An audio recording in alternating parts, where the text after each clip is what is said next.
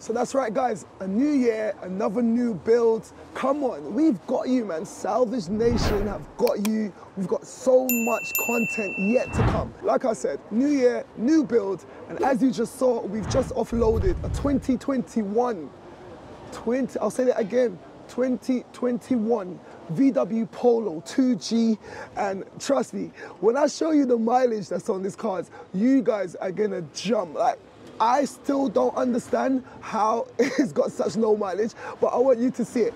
Take a guess right now, leave a comment down below right now, how much you think the mileage is, and I guarantee no matter how low you go, you will be wrong. The mileage is crazy. But we've got this guy here. Keep talking on the phone. His phone just keeps ringing off, but anyway, enough of that. Let's go do what you guys are here to see. Let's go check out the new build on the channel. So first of all, guys, you saw the massive, gigantic truck that the car came on. That's because the car came all the way from Belfast in Ireland. Now, I'm in East London. So from East London to Ireland is quite a while away. It took about 2 weeks for the car to get here. Normally, I get cars from Copart locally. But when you see this car, I want you to tell me if this is a deal or not. I'll leave it for the end, and you'll know why I chose to get a car all the way from Belfast. So let's check it out. So if we start from this passenger side, if you look right down the side of the car, everything is looking nice and clean on this side. There's no damage, no issues right there that I can see. But at the front is where it gets interesting. Have a look. So on this side, I can see that this headlight bracket. So right here, I can see that this headlight bracket is all right, but the front slam panel is protruding right there. It's completely broken. Everything inside is broken. And there's a lot going on under the bonnet. So I'm surprised that there's no damage to the actual bonnet. Have a look at that. But we've got some damage to this wing. I don't know if we can repair this. I don't know how it's gonna look aesthetically. We might need to buy a new wing just for that. But the rest of the wing, there's no damage. And the front of the bumper on this side, there's no damage. Now, these alloys and tires, they're in good condition, but there's no damage over there either. But coming around the front, as you can see, everything is broken and falling apart right here. And if you look inside again, that front slam panel is completely toast.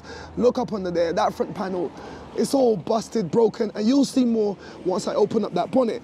But this is where the brunt of the damage happened. Have a look at this corner. This corner has definitely seen better days. It's completely messed up. And one of the things that I can see straight away is that chassis leg in there has sustained some damage. Have a look. It's completely twisted over there. I don't know if you can see that on the camera. Let's get a better view by opening up this bonnet.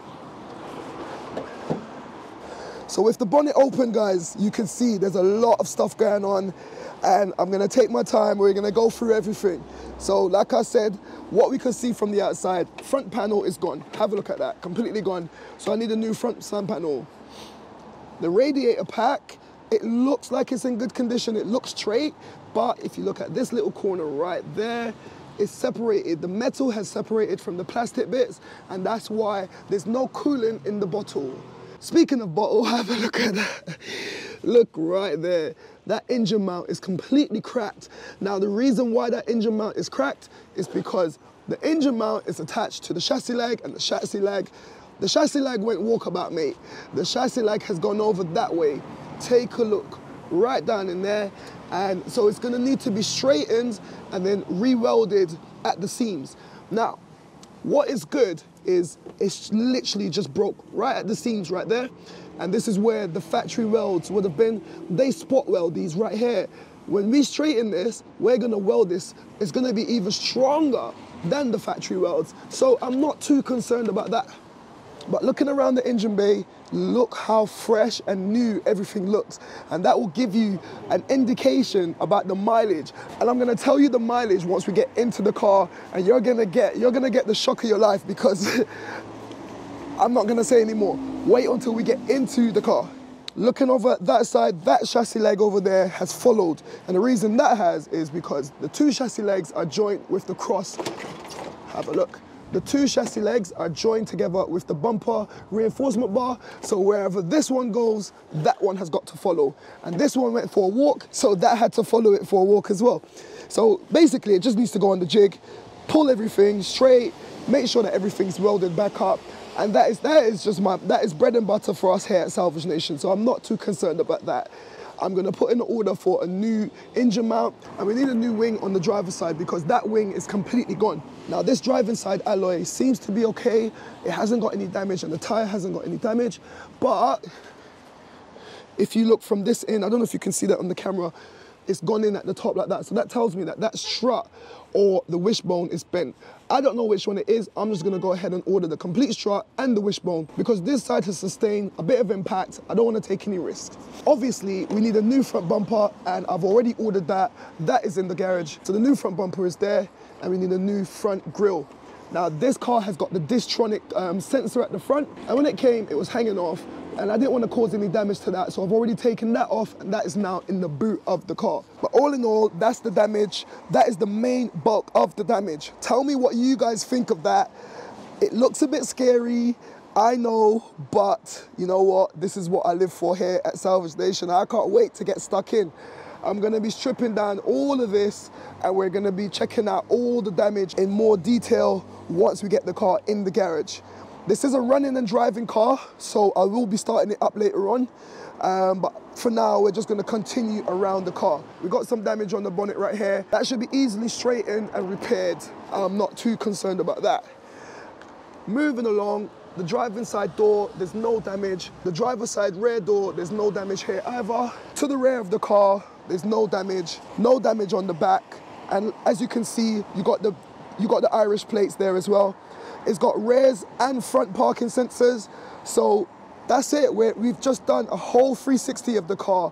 And this is the only damage that we can see, which is isolated to this driving side front portion of the car. Now that I've shown you the exterior of the car, let's get inside and check out the interior, because this interior is so clean and it looks so nice and it's got some extra features. Let's check it out. Okay guys, so check this out. The interior on this car is so clean and it's got that nice, massive multimedia screen. Look at the steering wheel. It's got a leather steering wheel. I think it's a heated steering wheel as well. And it's got all the buttons and it's so, man, oh man, it's so clean. This is gonna make someone very happy. And once you find out the mileage, I know I keep going on, but it's actually blown my mind. So straight away on the interior, we need a curtain airbag on the driving side. So that's easy to replace and repair. I'm not too concerned about that. I'm more concerned about the seat. The seat airbag blew off as well, and that means that I'm gonna have to take it to someone to get it re-upholstered or get a new seat. I'm not sure. I'm gonna be looking into that. But the dashboard is all nice and safe. That didn't go off. The driving side didn't go off, and the knee airbags down there, they didn't go off either. I've already checked the glove. There's nothing in there. But it did come with this, which is always helpful. This is the full service book and instruction manual pack. Everything's inside, I've already checked it. And it's even got the original purchase receipts and everything in there. So I'm very happy about that.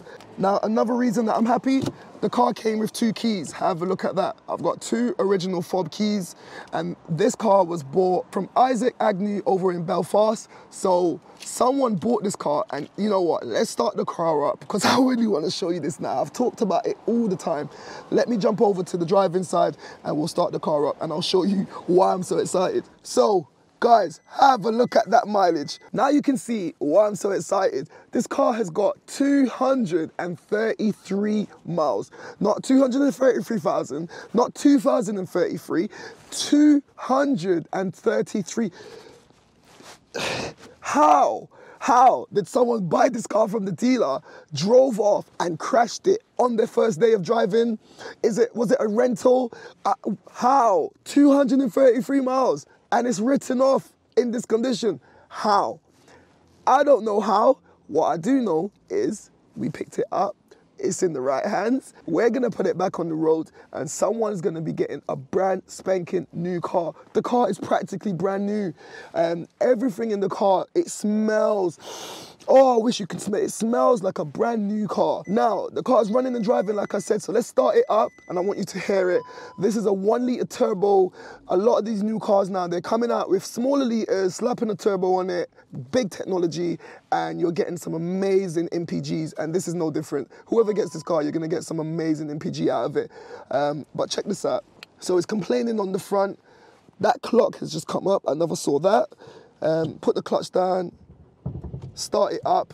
Now I can hear a knocking noise. The engine isn't knocking, but because that engine mount is broken, it's vibrating a bit more than it should, so it's causing a problem there. The engine light is on, so I need to connect my diagnostic tool to see exactly what's going on there, and the airbag light is on, obviously, because this airbag is gone. On this screen though, this is where it gets interesting. Data transfer is currently set to maximum privacy, okay? And it's touchscreen as well, have a look at that. You got media, radio, phone, voice controls. Switch it on, it works, switch that off. I don't want a copyright infringement, but you've got navigation. That is crazy. So it's got navigation, but you need to pay to enable it. Typical. So it's trying to connect to the internet. I haven't connected any phones or anything, so I'll be interested to see if it still connects to the internet, which is a bit crazy, but it seems like it's connecting. Okay, so something about maximum privacy. I don't understand what that is. I'm gonna have to go through it a bit more. But it's got apps. Please connect the device via the USB. Okay, so immediately I can see Android Auto, Apple CarPlay, or MirrorLink. So, you know, these are kind of like, it's a 2021, so those sort of things are pretty much standard in this day and age. Everyone wants to have Apple Play and all of these kind of cool little functions. I want to see what the car is saying. So when you click the car, so since start, literally zero, like the car has not driven anywhere, like long term. Wow, 10 minutes, 0 miles, everything is 0. The car has not driven, it's not gone anywhere. That means someone bought this car from new, collected it, basically drove out the dealership and crashed. How unlucky is that? Wow, my mind is blown right now. Anyway, I'll look further into all of these settings later on, but for now, check out everything. Everything is just so fresh. That is working. Oh, funny enough, it's still got AC. That's all working. It's got the stop-start mode right there. That seems to be working. You've got front parking sensors and rear parking sensors, but at the moment, the front parking sensors are unplugged and it's come up with an exclamation mark because clearly something's going on there. But I'll look into that at a later date. The gearbox just feels so nice, so smooth. And I expect that because the car hasn't driven anywhere. Now, here's something that throws me all the time. If you look right there, you've got 2 USB-C ports. Now these days you don't have regular USB ports anymore. You've just got USB-C because USB-C is becoming the standard, and that always throws me because a lot of my connectors and all my chargers and stuff for all my phones and other things are still the regular USB. So just something to note if you are getting a new car. I think like anything after 2017, 18, the majority of them will have USB-C. But everything else on the car is looking nice and clean. Have a look at that. In the rear, I went ahead and I pre-ordered this bumper before the car came, and I've just stuck it in the back. But the rear seats are all good. Like, there's no damage in the car. Everything is completely fresh. And I wouldn't expect anything more because the car's got 233 miles on the clock. You've got the window controls here. Let's see if they work. A bit of ignition. So that's 1, 2, 3. Yep, they all work. Front assist is unavailable, and that's because I've got the sensor or the radar that system needs. That's in the front, and the front end, I think it's got some damage to the wires as well. So once again, as soon as we rebuild the front end of the car, we'll have all of that sorted, and I'll just go through that one by one to make sure that everything is all sorted. Right, let's get out. So guys, there you have it. This is the new build on the channel. It's a 2021 VW Polo 2G, and we're gonna be getting stuck in with ripping all of this damage down, tearing it down, looking more in depth as to what exactly is going on under the covers of all of this broken plastic and metal and what's not. I know that my engine is 100% good. I know that my gearbox is good because the car drove. You saw that. So with all of that in mind, everything else is fixable. I am not concerned. I am not worried. I am excited, and I can't wait to get stuck in. So if you guys want to follow this build, make sure you subscribe to the channel. In the next episode, like I said, we're going to start tearing down everything, and I want you to be there. So if you want to be there, make sure you're subscribed, make sure your bells are on so you get a notification when I post on this build and my other builds, and this is where we're going to head off. So thank you for watching, and like I always say, keep it moving, and I'll see you in the next one. Guys, thank you for watching the video. Click here to see what YouTube thinks you should watch, or click here to check out this playlist on one of my previous builds. And I'll catch you in the next one. We out.